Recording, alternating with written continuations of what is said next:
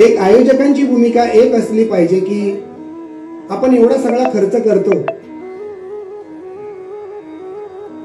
नाही म्हणता लाखभर रुपये प्रत्येकाच्या वाडीत पूजेसाठी खर्च होत असतो. आपण काय करतो याचा विचार आपण केला पाहिजे. जसं मगाशी म्हटलं की ही जी पूजा होते ती सार्वजनिक खर्चातून होते, त्यामुळे आपण काय करावं हा एक विचार आहे. त्यामुळे मला असं वाटतं की जर डबलबारीचा कार्यक्रम ठेवायचा असेल तर किमान एक बुवा तरी आपल्या गावातला असला पाहिजे. बाकीचं दरवेळेला तुम्ही बाहेरून आणाल ह्याला महत्व नाही. जर गावचा विकास व्हायला पाहिजे तर आमचा भजनी बुवा जेव्हा बाहेर भजन करतो तेव्हा आमच्या गावचं प्रतिनिधित्व करत असतो. तो शिकणार कधी? मुळात ज्या 12 वाड्या आम्ही जर धरल्या तर प्रत्येक गावाने विचार केला की एक बुवा माझ्या गावातला असेल.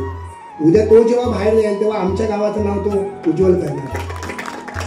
एक बुवा बाहेरून आणावा हा विषय नाहीये, पण एक बुवा किमान आपला असला पाहिजे.